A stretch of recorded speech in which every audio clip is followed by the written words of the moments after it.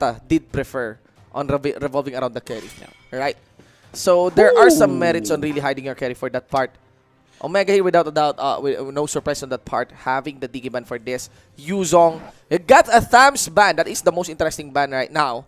Alright, because we're accounting for the obvious bans or the usual bans now for the 10-ban system. Get Selena.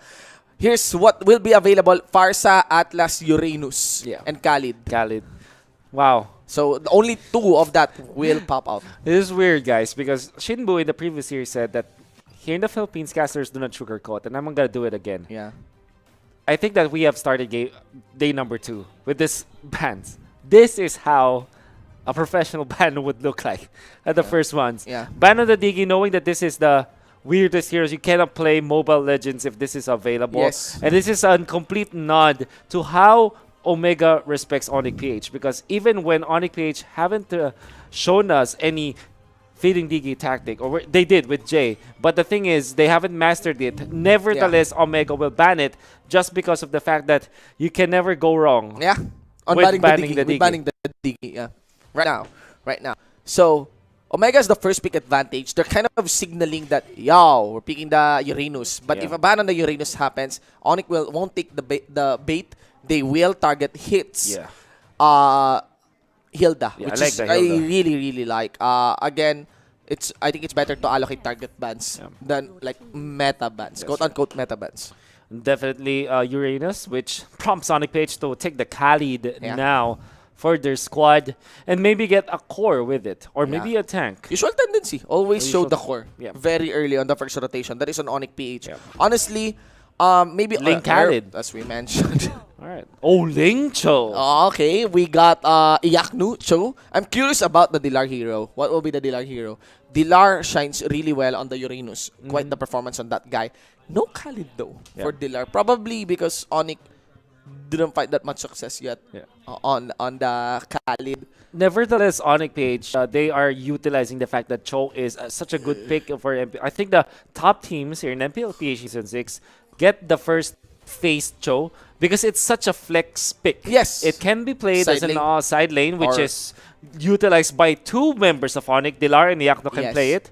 And also, it can be played as a support. Jay can really use this one. And later on, they will look to answer this. So, Onic-PH, they baited the fact that Omega can take the double physical side lanes, which means that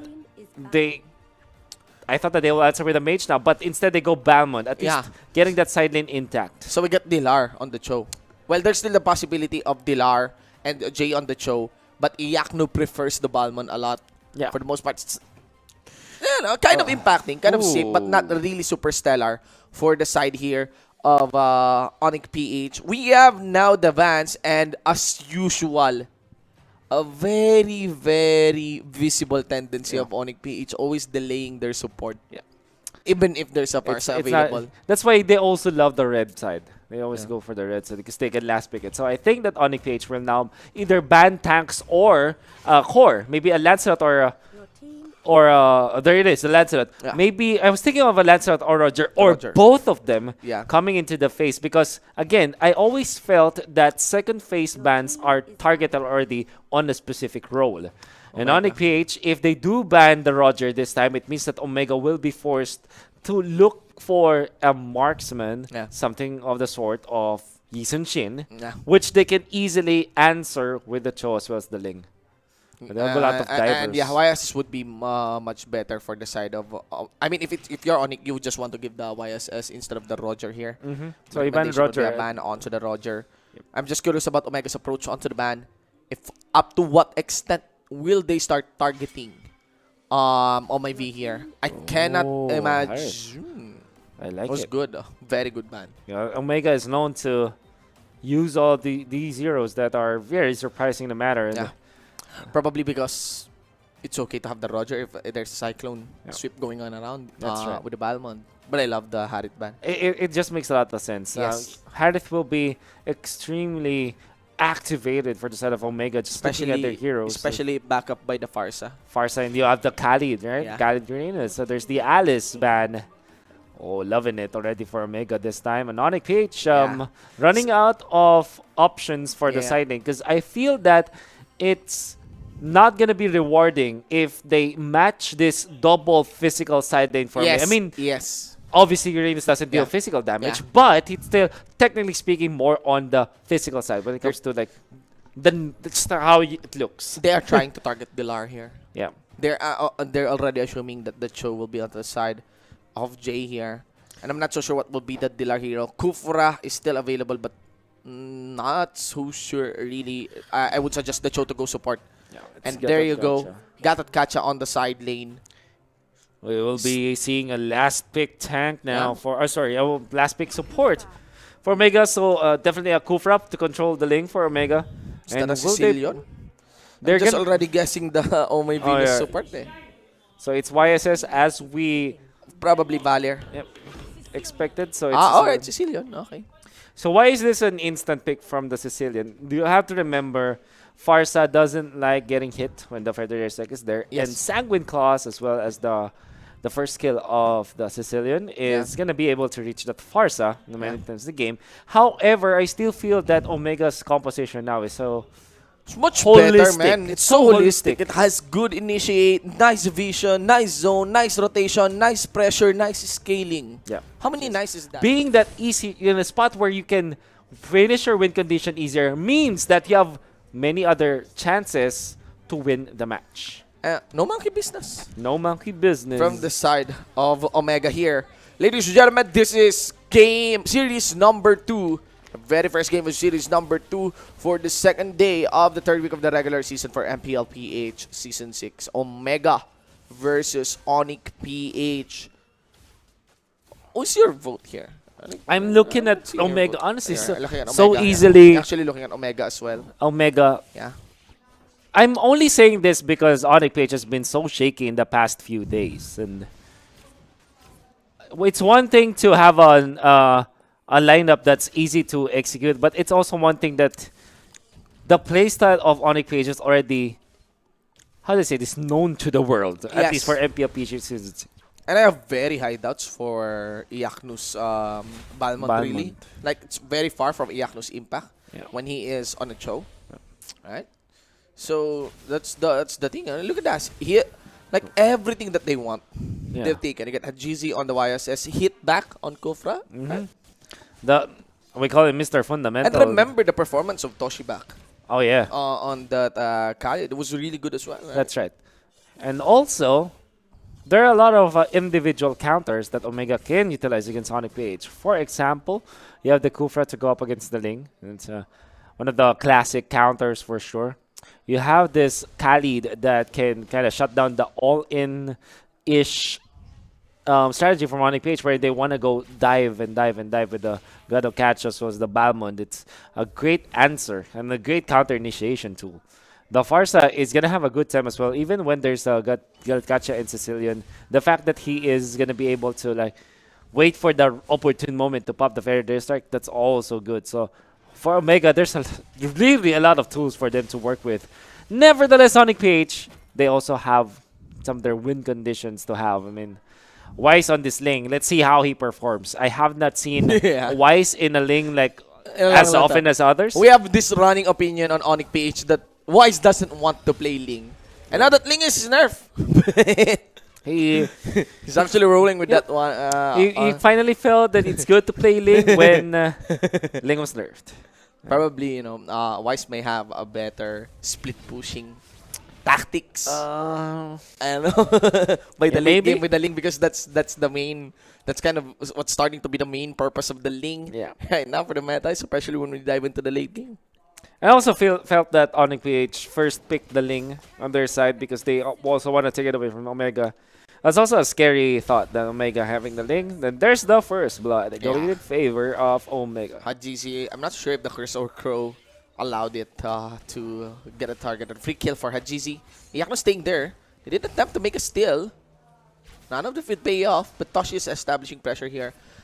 And yeah, I'm expecting like Ling really under the early game. Not really so aggressive, not really so fatal anymore. Yeah. Right? It's actually, but Ling does scale. Ling does scale At least, still. Ling scales. Yushin scales as well. Yeah, Yushin scales better than Ling. But Ling scales in such a way that if you farm, all is good for you. But right now, it's not anymore the idea for Ling, especially when it's diving. The idea for Ling when it comes to diving are the conditions right? Yeah. Right, for the dive. Yeah. It's always about identifying whether or not you can fight or not. But 90% of the time in the late game, and you said this, Yunbu, the fight doesn't look favorable almost always for Ling. So Ling players always tend to split push. Yeah. Yeah, that's the main purpose here. Actually, we get here. Okay. Quick pick there for Courtesy by Wise. That is well done. Enabled by Jay. I'm gonna mirror that. Omega that is. Gonna be beating towards Iyaknu. And there we go. Yeah. Normally, if Iyaknu is holding onto the Cho, it won't be that so easy. Maybe we'll lose a turret, but not a kill given. Yeah. Do we like Iyaknu playing a passive hero or like an autopilot hero like the Balmond? Definitely not. We want to see him use the Cho, and even at a certain point, the Uranus or something of that regard that really isn't that passive. Well, here's the thing. Why we have this kind of slow tone? Because even if there are pickups done right now, the biggest deal breaker for this match would be of the mid to the late game. Onic would be eyeing to get the scale. It's not actually Wise that they want to scale. It's actually my Venus as usual. They would the strategy is to have Wise take control of the side lanes, and whenever a 4v4 fight happens, they will have an edge because they have a very, very lethal Sicilian. Oh, look at Jay. Not like this. Jay is way too deep. Toshi goes for the dive in, and that's it. Easily done. Wise jumps around in for the mid. Courtesy, nice backup there along with Toshi. Jump by hit. Down for Iyaknu. Gets his ult, and that's Iyaknu going down. This is the autopilot hero. This is what we are talking about. AC targets, very slow, and that would be the punishment for Iyaknu. What a pincer maneuver coming out from Mega. Uranus coming from the right, and you see Courtesy coming from the left. Meant that they will really tag Iyaknu. They put Wise incredibly low that he didn't have any chance at all to defend their own purple buff. So they achieved two things in there. Actually, three things. First is to get the kill. Second is facilitate for an invade. And third is to get the turret. So Omega with the power moves against Onic-PH. And this is how you say that Omega is a little bit ahead of Onic-PH when it comes to strategies. Omega will be ahead, especially with tower dives, especially with pressure here. Right now, I'm really not sure how Wise is so effective. I cannot but feel these are not, I would be direct, these are not the usual heroes that we see, that we have known Onic for. Right? Not at all. Maybe on Sicilian on my Venus, yes. But Ling on Wise, Iyaknu. It's just weird to see the player-to-hero combinations here for Onic-PH. Yes. Especially for accounting for their previous stats, especially for accounting for their previous performance. Because this is starting to look like so easy. I wonder why Onic-PH is putting a lot of value on this Balmond pick. Very early Balmond pick. That's right. I mean, they could have just went for something else. And even when they... The Ling early pick, I have no problem actually. The Ling early pick is okay. But Balmond... Balmond is, it's losing its... at least for me, it's not really my taste to go for these. Or to better describe it, heroes. Or to better describe the Balmond Wolf. Yeah. It's not just losing. It has no pressure. Yep. It has no pressure right now. Lane presence is a bit low, even with the dives for that part. Balmond quite vulnerable. You could just have someone soak up the damage coming in from the turret. There's gonna be the catch on to Wise. Hit still completes it. Even Hit is delivering a lot of pressure against Onic-PH. Down for the side, there's gonna be Courtesy. I was thinking it was Toshi that has the Khalid, but it doesn't matter who is. Omega here has the lead, and there is even Hit attempting to actually go for the jump onto Dilar. Toshi is on the usual part. Pressure, easy push. Now you're talking about pressure and easy push. Look at the mini-map. Yeah, man. Yeah, turrets are still pretty healthy for Omega. And Onic-PH already lost 4. And not only that, the lanes are always shoved against Onic-PH. It's always automatic for any team that's always shoving the waves to get more economy because of the fact that they're controlling the lanes and they are also taking the jungle with them. Wolf. Again, it's not even that GC's dishing out the big damage. It's just Toshi and following up with Haze, Courtesy here. And for the most part, Hit has been bouncing in front of the base at the backline of Onic. But he is yet to die in this game. 0-0-3 first running KDA. And you know what, Shinbu? You know that a draft is really good objective-wise when there's not much clash happening, but you're still leading by extremely heavy amount of gold. Yep. We got hit, landing his ultimate, forces the flicker away from Yaknu. What's important here is Onic was able to complete the wave clear. That leaves Toshi still, you know, just taking a home base in this bottom lane. Yeah. And starting to be a lot of trouble for Onic PH. They are being choked inside their own side of the map, and even the real estate that they're moving for is going low and low and low. You can see that Wise is struggling to get the farm, only has got a Wind Talker, and it pales in comparison to what Omega has now. And look at the formation of Omega PH. This is just them controlling the lanes over and over again, rinse and repeat, and they'll take the jungle with them. Now, talking about what could be the comeback potential here for Onic PH, they badly need a good initiation. Coming out from Jay, followed up by D-Lar, and also the Tempest of Blades. And the late game might be in their favor when Oh My Venus starts to rack up the damage coming out from the Cillian, but it's going to be taking a long time. Yeah, I won't recommend actually hitting the likes of Hit there, but under the turret, Hit will be down. Nice grit there by Jay. At the least, still look at Toshi. He can even duel and actually hug Wise. Courtesy is also there. Everyone is shown through the Mountain Chakra vision. And yeah, I think that's it. Oh.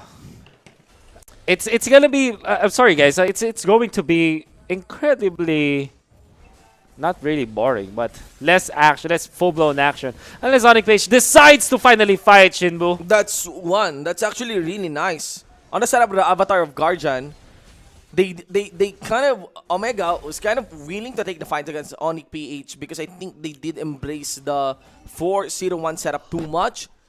And maybe it just got an angelic tank there, Wolf, because that was the damage from Oh My Venus onto the setup.